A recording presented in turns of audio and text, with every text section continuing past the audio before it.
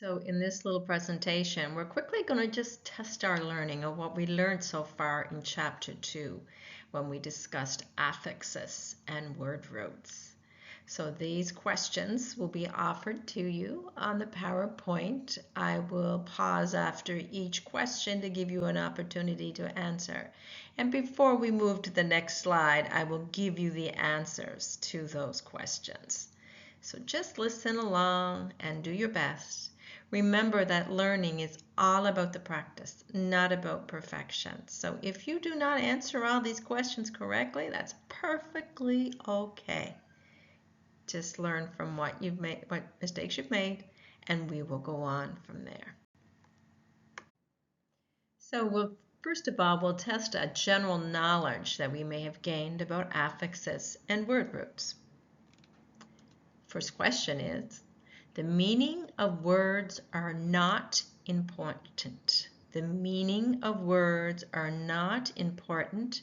Is this A, true, or B, false? The meaning of words are not important. Is this true or false?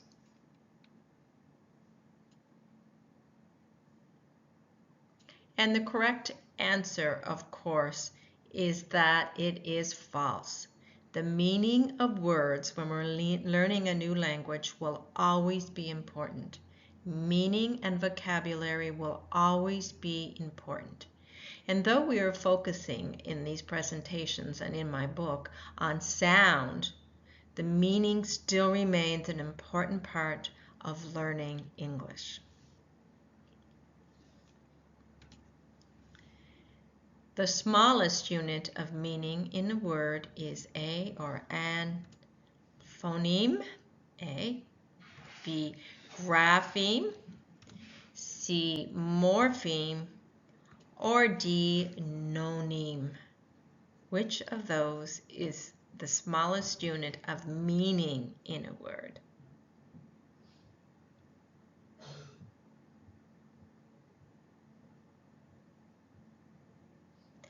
The correct answer is C, morpheme. Morphemes are all about meaning. The phoneme is the sound, the grapheme is the letter representation that we may see, and there is no such thing as a noneme. So the correct answer for number 2 is C, morpheme. The smallest unit of meaning in a word is a morpheme. Now we're continuing with our answering of questions, and number 3 is, which of the following is a morpheme? Which of the following is a morpheme? A word root, B, a prefix, C, a suffix, or D, all the above? Which of the following is a morpheme? A word root, a prefix, a suffix, or all of the above?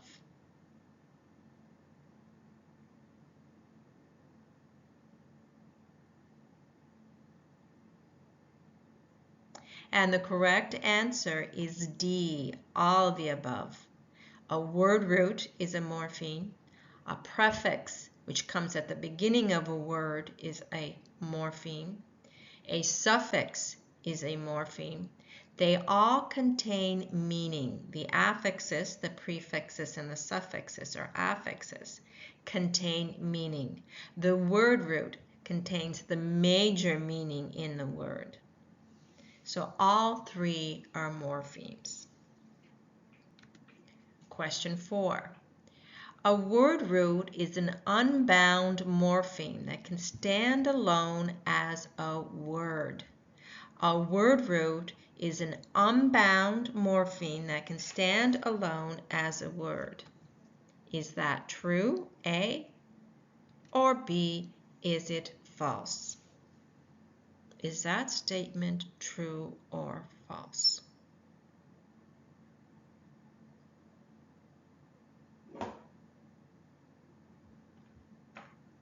And the correct answer is, it is true. A word root is an unbound morpheme, meaning that it's free, morpheme meaning that it contains meaning, and it can stand alone as a word. It is the only part of the word morphemes that can stand alone as a word. The answer is true. And we're continuing on. Number 5. Which of the following are bound morphemes that cannot stand alone as words? They can change the meaning of the word, but they cannot stand alone as words if they are bound. A. Word roots. B. Prefixes. C. Suffixes. Or D. Prefixes and suffixes. Which of the following are bound morphemes that cannot stand alone as words? A. Word roots. B. Prefixes. C. Suffixes. Or D. Prefixes and suffixes.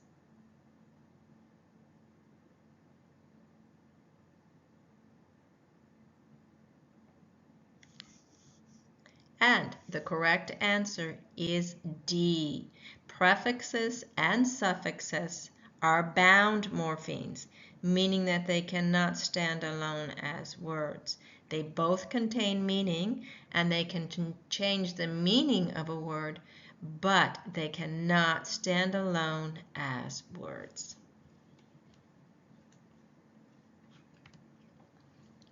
Number 6. Prefixes are affixes that come after the word root. Is that A, true, or is that B, false? Prefixes are affixes that come after the word root. Is that A, true, or B, false?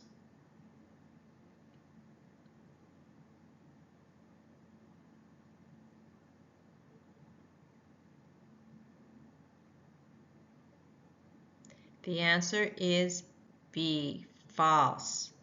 Prefixes are affixes, but they come before the word root. And the prefix in prefix, pre, means before. So prefixes are affixes that come before the word root, not after. So the answer is B, false. So both number 7. Both suffixes and prefixes change the meaning of the word. Is that A, true, or B, false? Both prefixes and suffixes change the meaning of the word.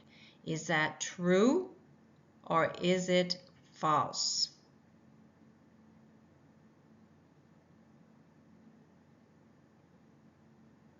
The answer is true, A. Both suffixes and prefixes will change the meaning of a word. Number 8.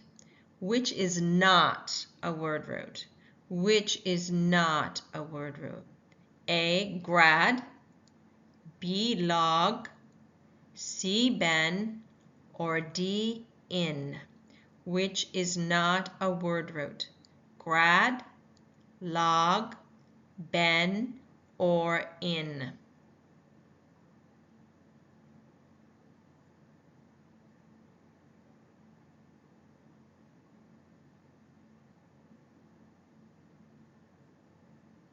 The answer is D, in. In is a prefix that means not or inside. Grad is a word root that means to measure. B is a word root, log, to mean study. Ben is a word root that means good. So the answer to that one is D, in. It is a prefix. So we're continuing along, and the number 9 question is, which of the following is not a prefix? Which of the following is not a prefix? A, in, B, pre, C, ed, or D, dis? Which of the following is not a prefix? In, pre, ed, or dis? Not a prefix.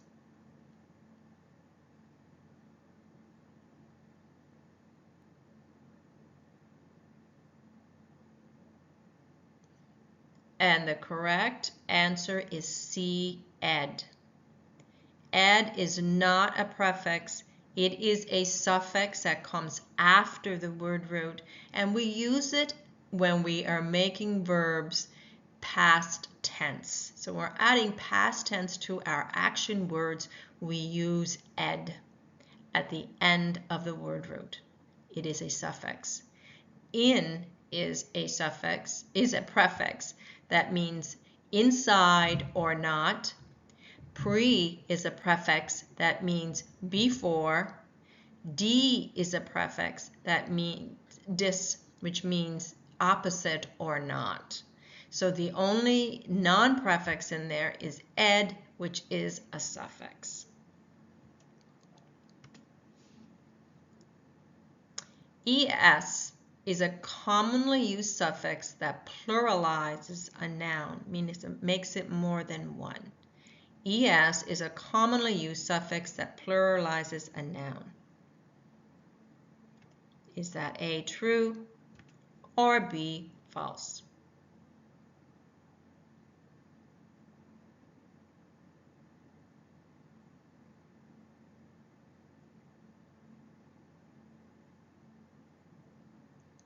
And the correct answer for number 10 is B, false. Oh, sorry, A, true. Excuse me. Yes, es is a commonly used suffix that pluralizes a noun. Okay? It's, in fact, one of the most common suffixes we will see used in the English language. So es is a commonly used suffix that pluralizes a noun, makes it more than one. That is true. And we will continue along. Remember that this is all about the practice and not about being perfect. So I love mistakes, and when I get a wrong answer or the answer that's not completely correct, I always try my best to learn from that and see that as a wonderful opportunity to enhance my learning. So please do not be too hard on yourself if you're not answering all these perfectly. Number 11.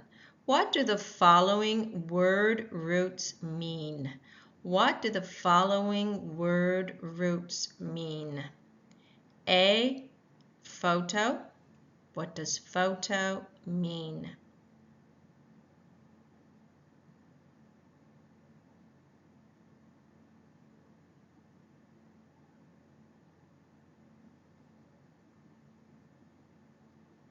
The word photo, word root photo, which is actually a word on its own, because it is a word root, it's free, it's not bound, so it can stand alone as a word. Photo means light, light. Okay, so when we take a photograph, we're taking a record of light. So that's what photo means. Photo means light.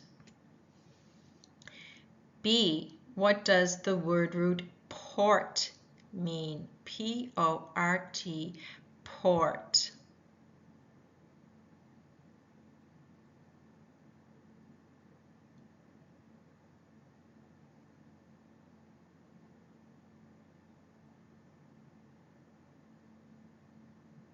The word port means to carry. Port means carry.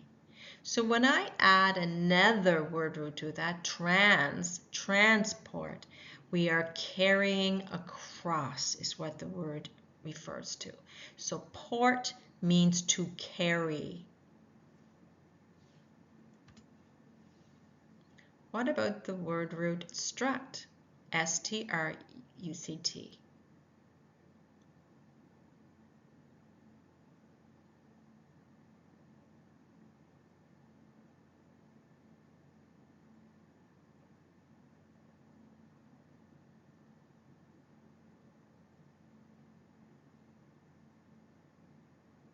We're going to see that word a lot in its combinations when we talk about building and breaking down words. Struct means to build. Build. Struct means to build. When we destruct or deconstruct, we are taking down or breaking down. Destruct, break down. When we construct, we add to our building, so we are building up.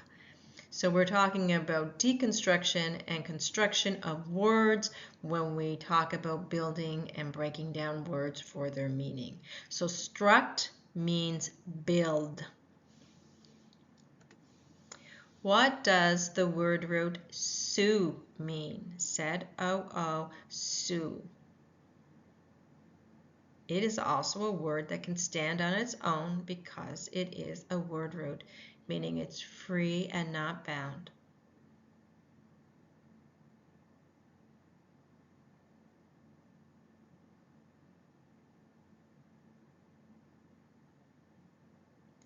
The word sue means animal. We often think of the zoo where animals are kept, but the word actually means animal. Zoology then, ology means the study of, is the study of animals. So zoo means animal.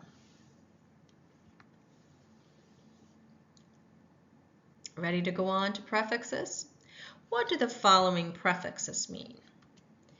A, dis, D-I-S, in front of a word. Let's look at the word disagree.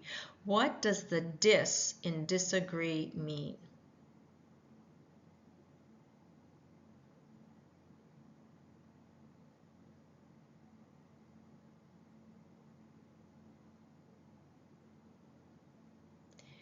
The dis means not or opposite.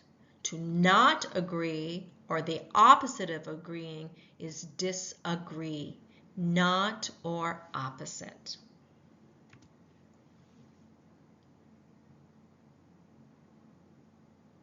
What does IR mean? Ear. Let's look at the term irregular. What does the IR in irregular mean?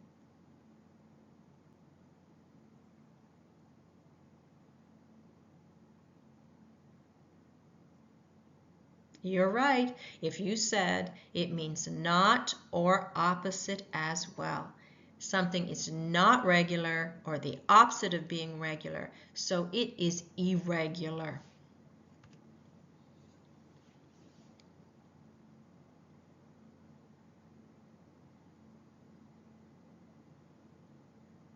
What does the prefix re mean, as in regain?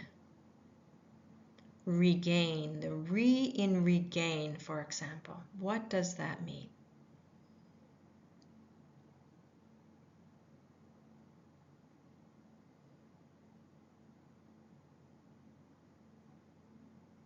The re in regain means again. So I am gaining again when I regain my status. Okay, I am gaining again. Re means again. What does the prefix un mean?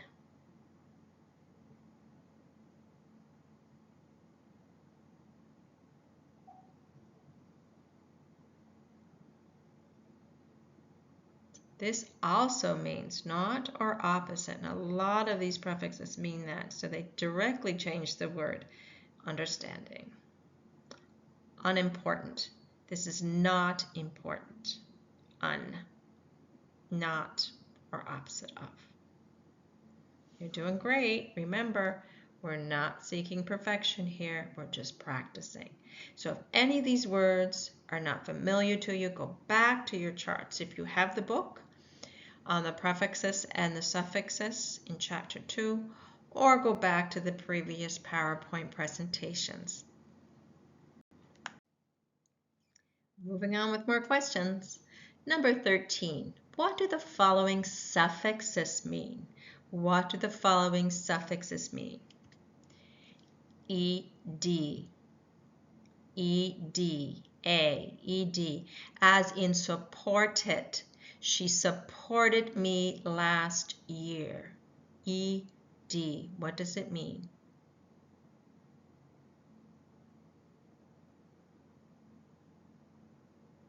ED makes a verb or an action word past tense, meaning that it is something that happened or was done before. So ED, as in she supported me last year, the verb is support. I've added ED to it because I'm talking about an action that happened before. ED is a past tense suffix for verbs. What about ing or ing?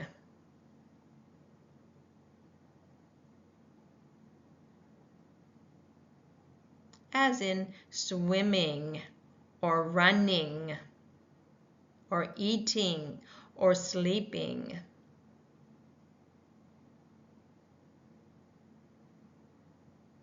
We use ing when referring to making a verb something that is happening now, an action that is occurring now.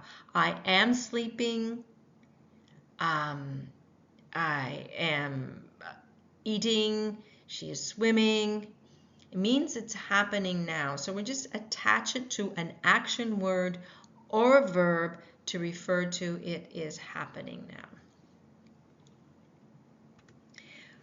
Ly is describing a state of being or a state of doing. We can attach ly to quickly, for example. I just gave you the answer, didn't I? Quickly. So we can say quickly, shortly. We're actually describing verbs or a state of being when we use ly. So it's a descriptive type of suffix. What about des? What about es? What does that suffix mean?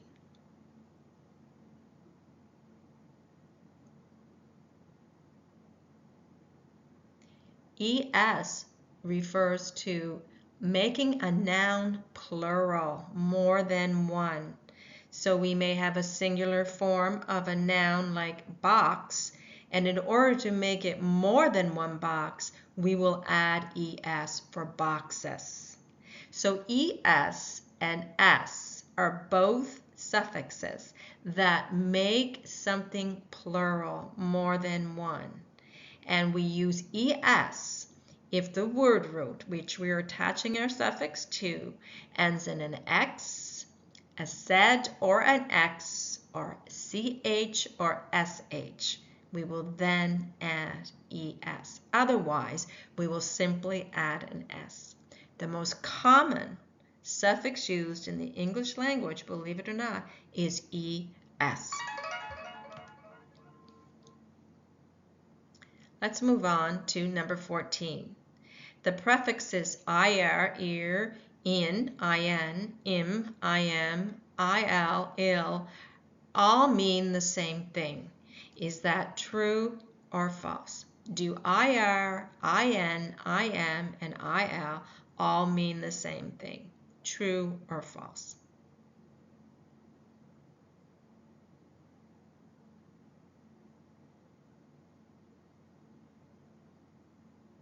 If you said true, good for you. Good for you either way, because we don't care if we're perfect in our answers. It's all about the practice. But yes, they all mean the same thing. I will use ir if the word root that I'm attaching my prefix to starts with an r, as in irregular. I will use im if my word root starts with an m or a p, as in immature or important. I will use il if the word root starts with an l, as in illegal. And they all mean the same thing. Otherwise, I will use in, and they all mean the same thing. So the answer to 14 is true.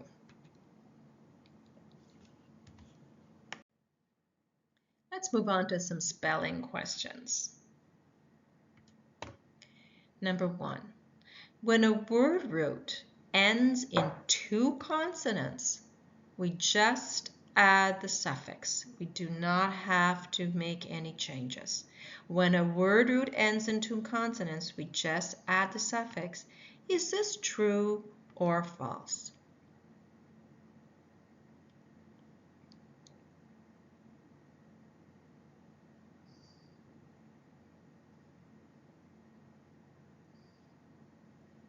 And the answer to this question is true.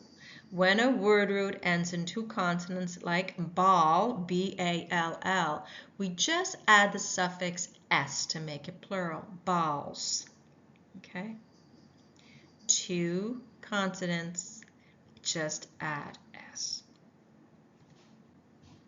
Number 2, when we need to double the ending we need to double the ending consonant of a word root that has a short vowel sound and only one ending consonant before adding the suffix.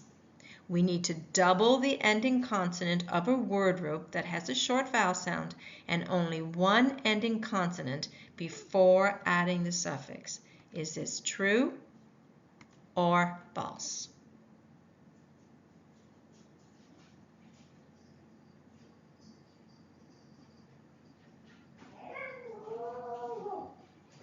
And the answer for this is true. Let's look at the word run.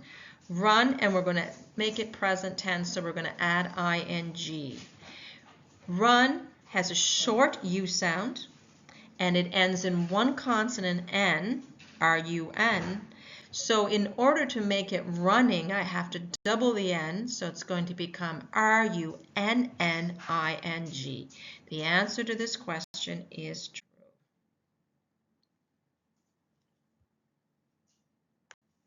Moving on, are you ready? Number 5. T can sometimes replace the suffix ed to explain the past tense of a verb. T can sometimes replace the suffix ed to explain the past tense of a verb. Is that true or false?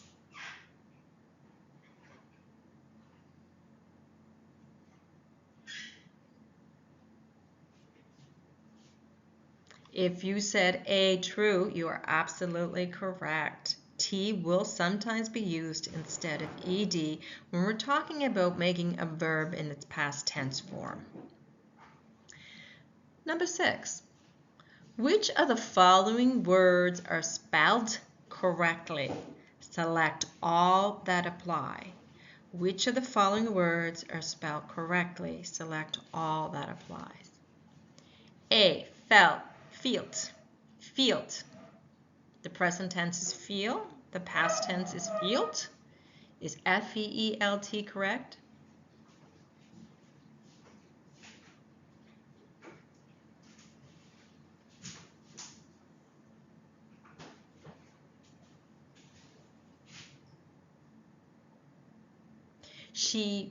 I felt it when she gave me the needle, or is it I felt it when she gave me the needle? This is not correct. The correct spelling should be F-E-L-T. F-E-L-T. Felt, not felt. But we did add the T instead of adding ed. We wouldn't say I feeled it. Be lost. Is that correct? I lose or I lost. I lose now. I lost yesterday. Is this spelled correctly? Yes. You wouldn't say loosed. You say lost with the T. C. Meaned. M-E-A-N-E-D. I mean what I say. I meaned what I said yesterday. Is that correct?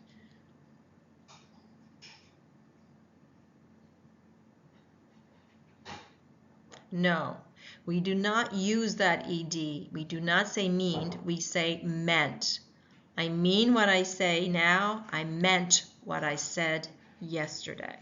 It should be M-E-A-N-T. What about burned? B-U-R-N-E-D.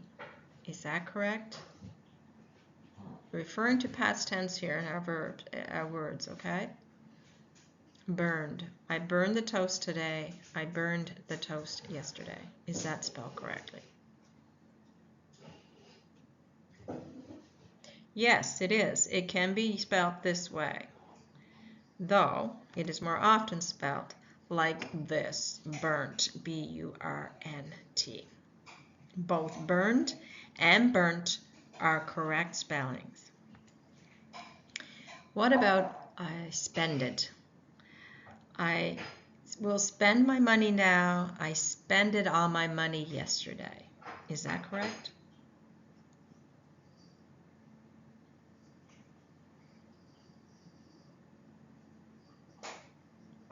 No. This is one of those tenses where we want to put the T instead of the ED. I spent my money yesterday. S-P-E-N-D-E-D. So which ones of these are spelled correctly? B, lost, L-O-S-T. I lose now. I lost yesterday. Burned. I burned the toast yesterday. I burn it today. Or it can be burnt, which is also correct. And the three of them then are lost, burned, and burnt are correct. Felt, meaned, and spended are not correct. Let's complete the following charts, okay, for plural formations of words. So we're going right on to plurals, and we're seeing what we can create here. And I know I left a bunch out. One cat, more than one is what?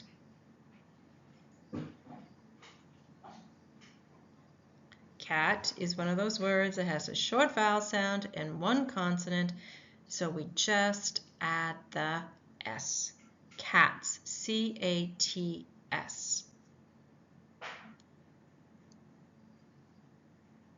What about trees? What is more than one trees we see here? What is it for a singular tree?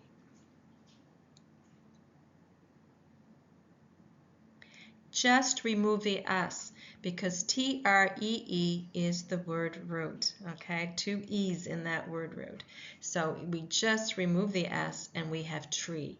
T-R-E-E, tree.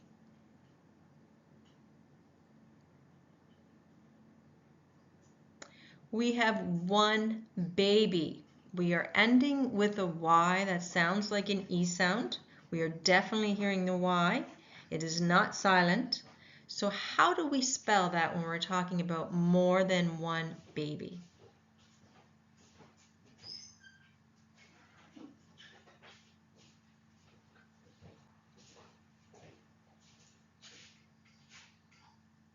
Remember that rule where we change the Y to I before adding ES.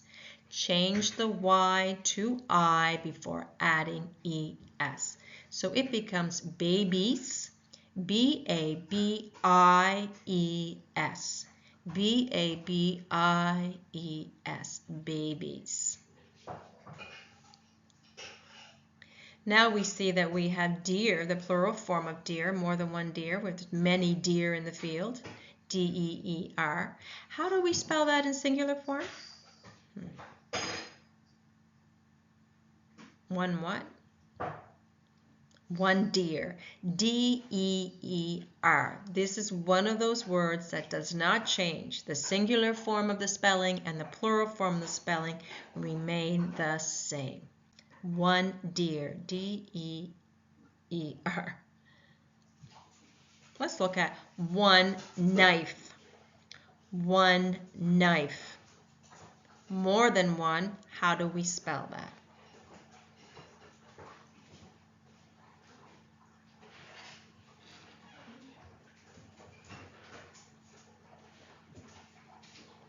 This is the rule where we change F to V. If it's an F-E, we change F-E to V and add E-S. Change F or FE at the end of the word root to V and add ES. Change F or FE at the end of the word root to V and add ES. So we'll have knives. One knife, many knives. KNIVES.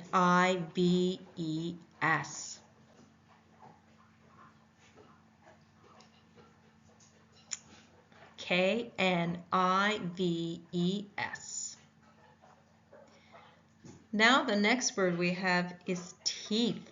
We're talking about plural teeth, many teeth. How do we say that when there's only one? How do we spell it?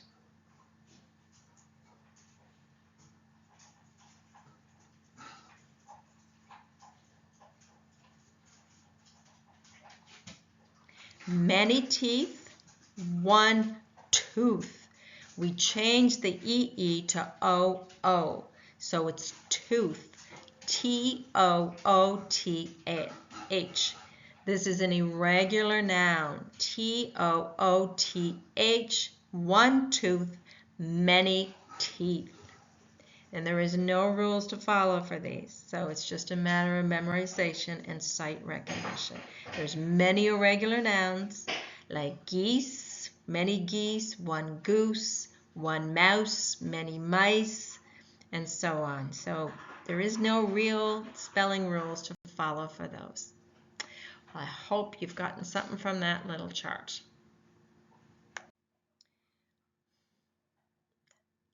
Now that was just a quick review. There is, of course, much more practice included in the book, and you will see there's many exercises in the book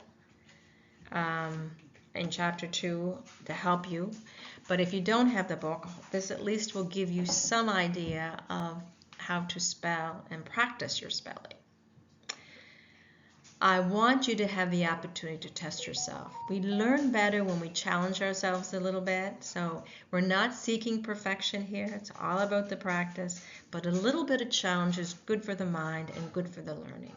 So remember, learning is all about the practice and not about being perfect. Enjoy the process. So there we have it. We completed Chapter 2 of All About the Sound. All about spelling and using affixes and word roots.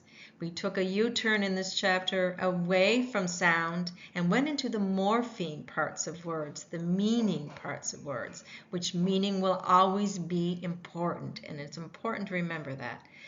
The book, however, focuses on sound and using the 3P approach. Phonemic awareness, phonological awareness, and phonics to help us with our English language learning journey. So we are going to get back to the major focus of this book in Chapter 3, and we will stay with that focus for the remainder of the book and the remainder of these presentations. Well, thank you again for joining me. I hope you got something from this presentation, and best of luck as you continue on your language learning journey. Thank you for joining me.